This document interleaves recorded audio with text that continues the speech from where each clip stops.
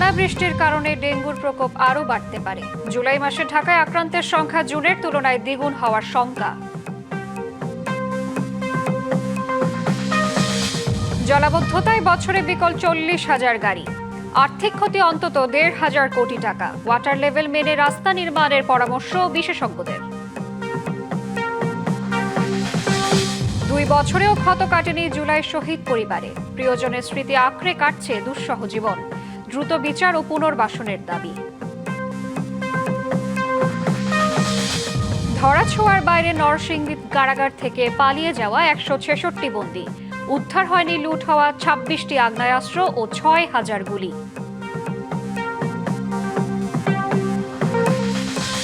ষষ্ঠ দিনের মতো ইরানে মার্কিন হামলা। দক্ষিণাঞ্চলের সেতু, বিদ্যুৎ কেন্দ্র সহ বেশ কিছু অবকাঠামো ক্ষতিগ্রস্ত। জবাব দিচ্ছে তেহরানও।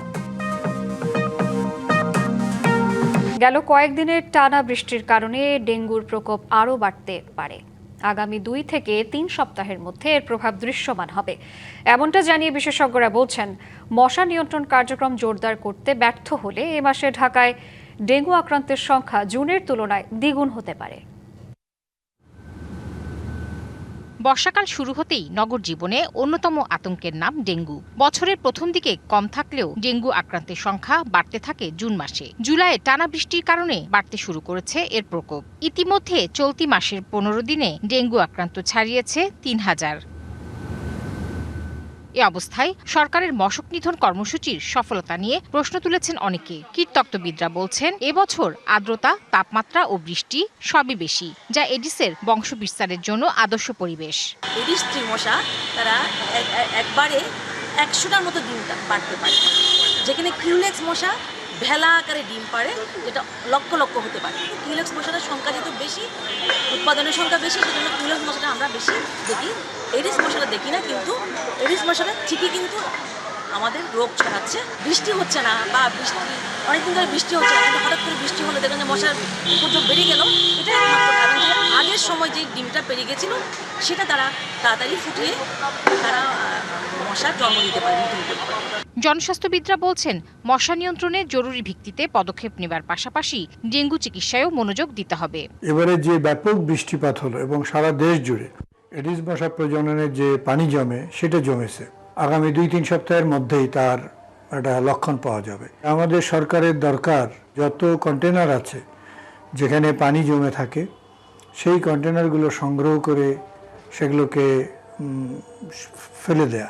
যেখানে পানি জমে আছে বড় জায়গায় সেই পানিগুলোকে নিষ্কাশনের ব্যবস্থা করা, আর না হলে সেখানে লার্ভিসাইডিং করা।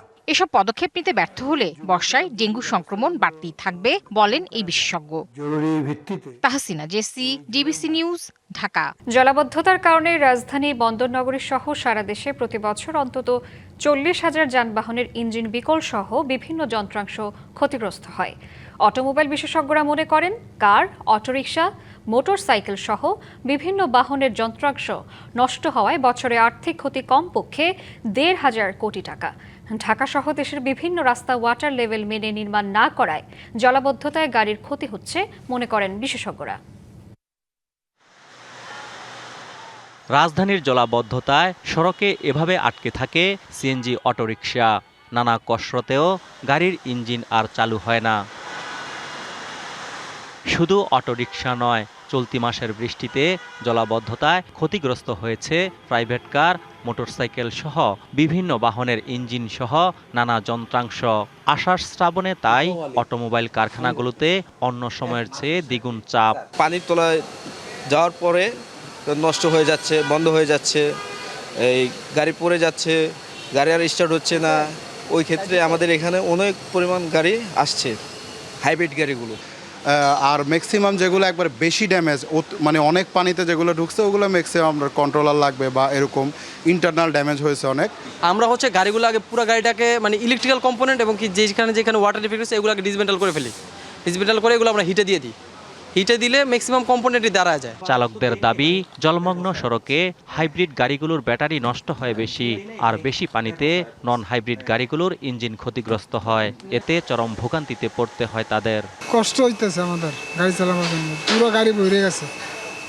গাড়ি এখন গ্যারেজে নিয়ে আসছি। হিউজ পরিমাণে গাড়ি বলা যায় রাস্তায় দাঁড়ায় গেছে, বিশেষ করে হাইব্রিড সেক্টরে যে গাড়িগুলো আছে এইগুলোর গাড়িগুলোর পরিমাণ অনেক বেশি। চলতি মাসের ভারী বৃষ্টিতে ডুবে যায় ঢাকা, চট্টগ্রাম সহ দেশের বিভিন্ন অঞ্চলের সড়ক। জলাবদ্ধতার কারণে রাস্তায় বিকল হয় অসংখ্য যানবাহন। জলাবদ্ধতায় প্রতি বছর কী পরিমাণ গাড়ি বিকল ও আর্থিক ক্ষতি হয় এ নিয়ে সরকারি বা বেসরকারি কোনো পরিসংখ্যান নেই। তবে দেশের কয়েকজন অটোমোবাইল বিশেষজ্ঞ মনে করেন, রাস্তায় জলাবদ্ধতা তৈরি হয়ে ঢাকা, চট্টগ্রাম সহ দেশের বিভিন্ন জেলার ছোট বড় কারখানা বা গ্যারেজে অন্তত 40,000 গাড়ি আসে মেরামতের জন্য।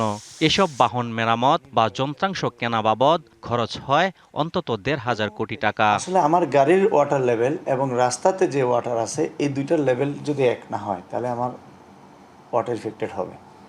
দ্বিতীয় হলো, পাশের রাস্তা থেকে যখন স্পিডে একটা গাড়ি যাচ্ছে একটা ঢেউ ক্রিয়েট হয়, তখন ওয়াটার লেভেল যদিও আমার স্ট্যান্ডার্ড আছে, ওই ঢেউয়ের কারণে আমার একদম বনেটের উপরে পানি উঠে যাচ্ছে, তখন সাকশন দিয়ে পানি ইন করে ইঞ্জিন ড্যামেজ হচ্ছে। বিশেষজ্ঞরা বলছেন, রাজধানীর সড়কগুলো ওয়াটার লেভেল করা না থাকায় অল্প বৃষ্টিতেই বিকল হয়ে পড়ে গাড়ি। সাধারণত এই ধরনের গাড়িতে যেগুলো পানিতে এফেক্টেড হয়, ফার্স্ট ক্ষতিটা হইল তা আমাদের গাড়ি যে কম্পোনেন্টগুলো আছে ইন্টারনালি এগুলো ভিজে যায়। তো এগুলো পারফেক্টলি না শুকাইলে তার গন্ধ চলে আসে। আর দ্বিতীয় ক্ষতিটা হয় ইলেকট্রনিক কম্পোনেন্ট যেগুলো পানির সাথে কন্ট্যাক্ট পায়, সেগুলো যথাসময়ে সার্ভিস না করলে ক্ষতিগ্রস্ত হওয়ার সম্ভাবনা প্রচুর থাকে। গাড়ির ক্ষতি কমাতে যেসব সড়কে জলাবদ্ধতা হয় তা এড়িয়ে চলার পরামর্শ বিশেষজ্ঞদের। অজিত সরকার, ডিবিসি নিউজ, ঢাকা। বন্যা পরবর্তী পরিস্থিতির কারণে চট্টগ্রাম শিক্ষা বোর্ডের অধীনে সব জেলায় এইচএসসি ও সমমান পরীক্ষা অনির্দিষ্টকালের জন্য স্থগিত ঘোষণা করা হয়েছে।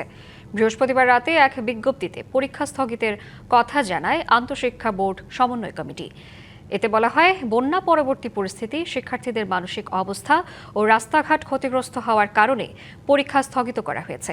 বৈরী আবহাওয়া ও বন্যার কারণে গত 8 জুলাই থেকে বৃহস্পতিবার পর্যন্ত চট্টগ্রাম শিক্ষা বোর্ডের এইচএসসি ও সমমান পরীক্ষা স্থগিত ছিল। এর মধ্যেই ফের এসব পরীক্ষা স্থগিতের ঘোষণা এলো।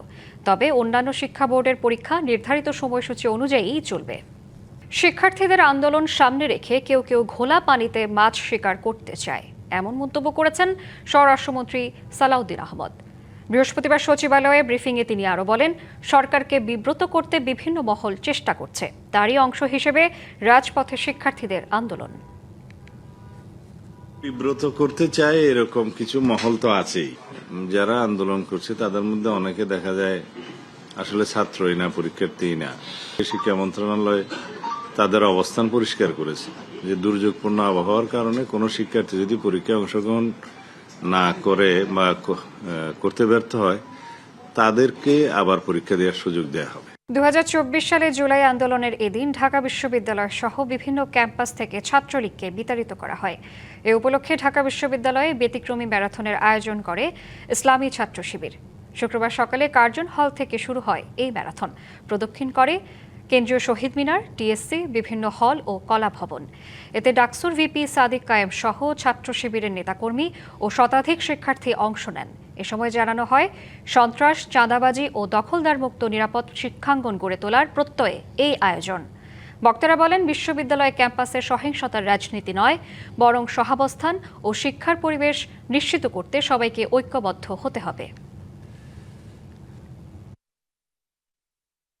ছুটির দিনে রাজধানীর বাজার পরিস্থিতি জানাতে খিলগাঁও তালতলা বাজার থেকে যুক্ত হচ্ছেন সহকর্মী ইউসুফ রানা। ইউসুফ, এই সপ্তাহে বাজারে পণ্যের সরবরাহ এবং দরদাম কেমন দেখছেন, বিস্তারিত জানাবেন।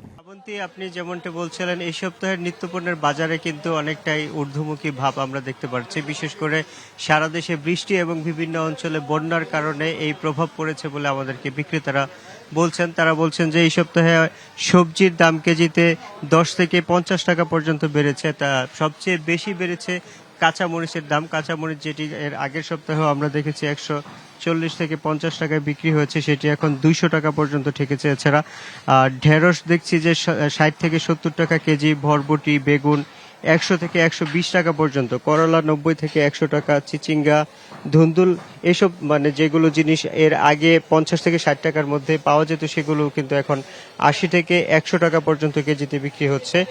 এমনকি শসা, যেটি সাধারণ মানুষের একেবারেই নিত্য প্রয়োজনীয় পণ্য, সবসময় মানুষ কিনে থাকেন, এই পণ্যটিরও কিন্তু দাম হাতের নাগালের বাইরে চলে গিয়েছে। 100 থেকে 120 টাকা কেজি বিক্রি হচ্ছে দেশি এবং হাইব্রিড শসার দাম।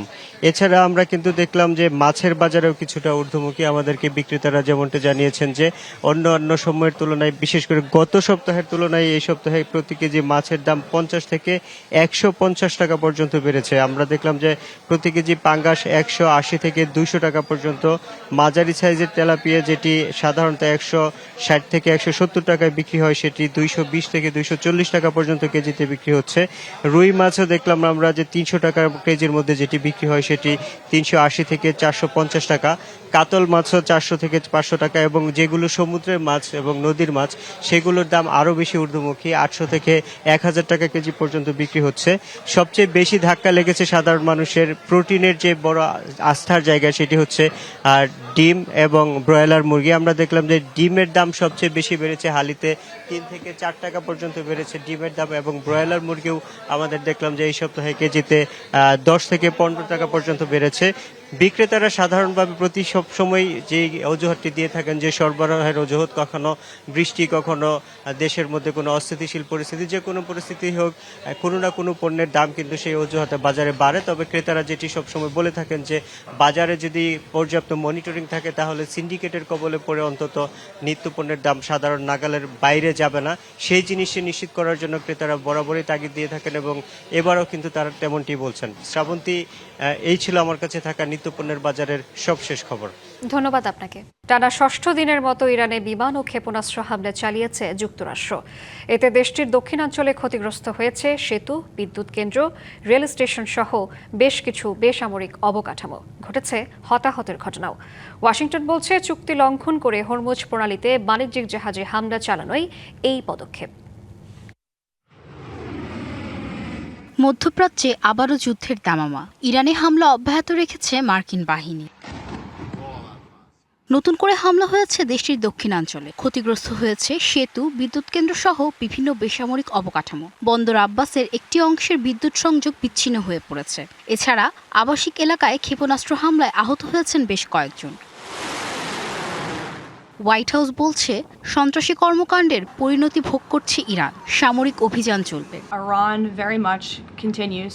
ইরান আমাদের সাথে আলোচনা চালিয়ে যেতে এবং চুক্তি করতে মরিয়া। সমঝোতা স্মারক লঙ্ঘন করে হরমুজ প্রণালীতে চলাচলকারী বাণিজ্যিক জাহাজে হামলা চালিয়েছে তারা। এ ধরনের সন্ত্রাসী কর্মকাণ্ড কোনোভাবেই সহ্য করা হবে না।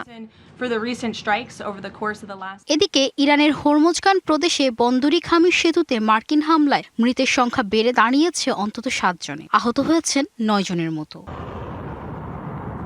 হামলার জবাব দিচ্ছে ইরানও। কাতার, কুয়েত, বাহরাইন সহ মধ্যপ্রাচ্যে যুক্তরাষ্ট্রের বিভিন্ন ঘাঁটিতে নতুন করে হামলার দাবি করেছে Tehran. Rahnuma Farmin, DBC news desk.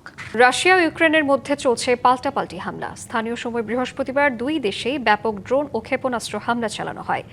রাশিয়ার প্রতিরক্ষা মন্ত্রণালয় জানিয়েছে গত 24 ঘণ্টায় ইউক্রেনের জ্বালানি, বিদ্যুৎ ও পরিবহন অবকাঠামো ও সামরিক অবস্থান সহ বিভিন্ন লক্ষ্যবস্তুতে হামলা চালানো হয়েছে। অন্যদিকে ইউক্রেনের প্রেসিডেন্ট ভলোদিমির জেলেনস্কি বলেছেন বৃহস্পতিবার ভোরে রাশিয়ার ব্যাপক ক্ষেপণাস্ত্র ও ড্রোন হামলায় কিয়েভ সহ বিভিন্ন এলাকায় হতাহতের ঘটনা ঘটেছে। এদিকে ইউক্রেনের সঙ্গে দ্রুত শান্তি আলোচনা শুরুর কোনো সম্ভাবনা দেখছেন না ক্রেমলিনের মুখপাত্র দিমিত্রি পেসকভ। চীনের বিরুদ্ধে যুক্তরাষ্ট্রের নির্বাচনী ব্যবস্থা থেকে 22 কোটি ভোটারের তথ্য চুরির অভিযোগ করেছেন মার্কিন প্রেসিডেন্ট ডোনাল্ড ট্রাম্প।